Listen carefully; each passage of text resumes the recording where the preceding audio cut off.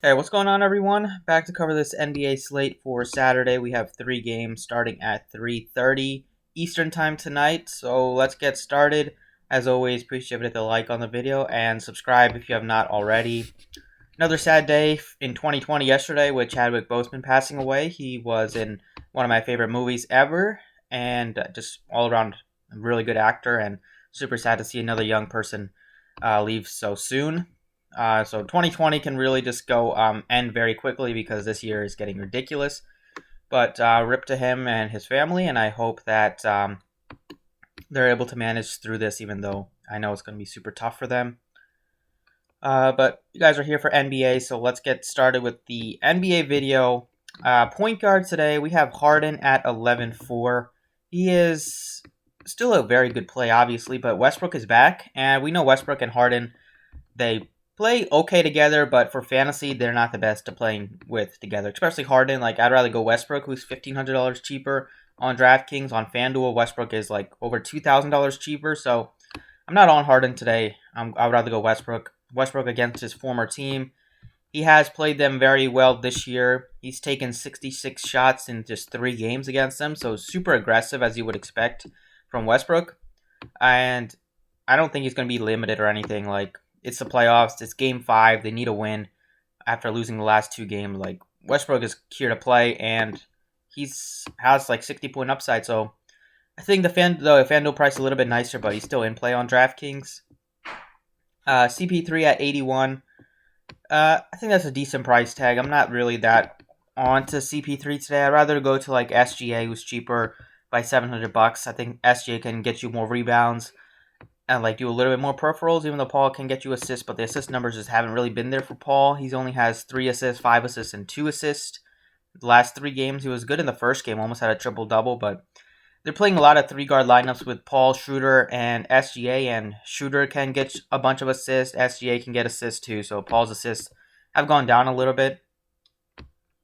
Speaking of SGA, I think he's a very fine play. He's really started to come together after really struggling mightily in the bubble. His minutes are just through the roof right now. 48 in that overtime game, so 43 in regulation. Then he played 44 in regulation last game. He's playing so many minutes that it's tough for him not to run into a bunch of rebounds, a bunch of assists as well. Schroeder, I like him. 64, I think that's a great price point. For cheap options, I think you could look at like Fultz again if you want, 51. Or Augustine. They're so closely priced, I think I'd rather go Fultz. But the guy that I like the most, I think, is Simons at just 4K. He is gonna just play a bunch of minutes today with Damian Lillard exiting the bubble. So even though this game could turn into a blowout, like Simons is the guy that could still be on the court in the fourth quarter if it is a blowout. And they're just gonna need guys to play minutes, so I'm not that worried about it. Like a guy that's 4K, maybe I'll be worried about it if I wanted to like play like McCollum and they get blown out. Then it's gonna be tough for a guy like McCollum to hit value or exceed value. But Simons can still make value or exceed value if they get blown out. So I think he looks like a very nice option at point guard.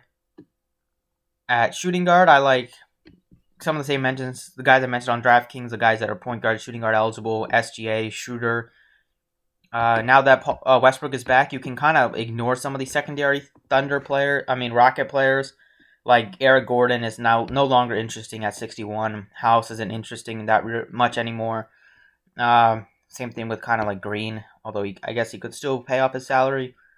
So I'm not really that on like House or Gordon anymore. Fournier, wish he was small forward eligible. That would be nice, but he's just shooting guard eligible. He's going to shoot a bunch and play a bunch. He just hasn't been making his shots. Hopefully he has like one good shooting game this series, because if that happens, like you could look at close to 40 fantasy points out of him. So I think he should still be in play at 54. I like Fournier more than Ross, although Ross is small forward eligible, so just depending on how your lineups look.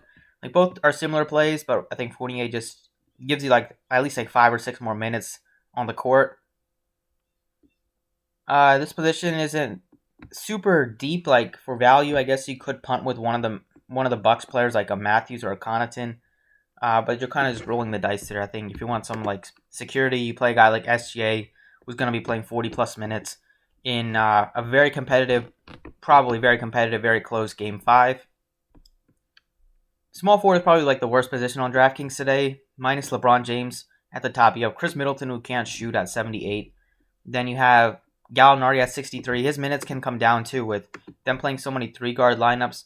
Like you saw, Gallinari only played 29 minutes last game. Also struggled from the floor, but like his minutes are not that secure. Like they could easily be given to a guy like Dort if they need some defense out there.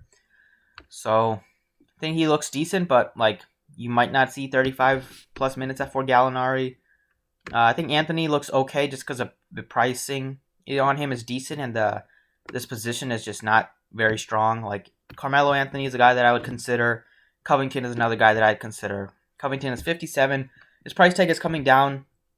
His minutes are not super secure because if he's struggling, they could go to like Jeff Green. But we've seen him play pretty well with Westbrook and Harden in there. It just depends on if he can shoot the three and he can get some like stocks and stuff like that, and he can make value. So with Westbrook back, I think you could see Covington like play a little bit better. And like that's kind of it at this position. Like you have Ross at 5K, and then the position just dies off. So probably one of those three guys I mentioned I'd consider right now. I think it's like Carmelo at 59, just because we know he likes to shoot, and without Lillard, he's gonna have the opportunity to shoot like 20 plus times if he wants. At power forward, we have Giannis at 11-3. This position is pretty deep with Giannis and Davis at the top. Both are pretty good plays. If you're looking for I think the Bucks game is probably going to stay a bit closer, and it has kind of been this series. So I think Giannis looks a little bit better than Davis. Like Davis was killing it last game, and then he got hurt. Only played 18 minutes. I still like Davis, but I think if it's a toss-up, I think I'd lean to Giannis, although it's super close. And then you have Covington, I think is a decent option at 57. You have Gary Clark at 42. His minutes are going to be like 20, maybe like at least like 25, 26 minutes. It could get up to like 30 if he's playing well. Just does a guy that's not going to shoot a lot. All he does is basically shoot threes. That's all he has shot this series. No 2-point attempts. So we're just going to have to hope that his threes fall. I think Covington is a guy that has a little bit more upside. 57, the price tag on him has come down from above 6K to below 6K.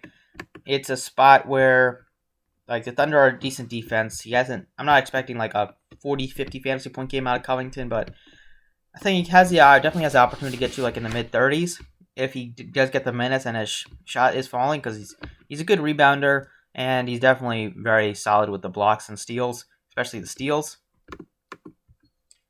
At center, we have like Vucevic at 92. I think he looks fine. Price tag on him is decent. Like he has 60-point upside. I just don't know if the Bucks are going to let him shoot like a bunch of wide open threes again. Like Brook Lopez was leaving him wide open last game from the three, and I really don't think that Bud's going to let that happen again. So I could see maybe Giannis on Vucevic today instead of Lopez. But I still think he looks okay at his price point. Adams is 55. We don't know what his minutes are going to be. Like, they're down to 26 minutes. This game is probably going to go small like it has been, but he still saw 35 minutes in that game. Game 3 victory. He saw 30 minutes in game 2.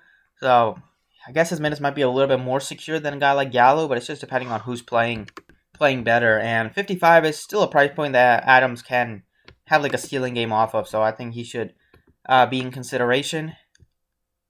And then that's pretty much it. I'll just skip this position, but like Davis or Vucevic is probably a guy that you want to pay up for maybe if you wanted to, or go cheap with a guy like Clark.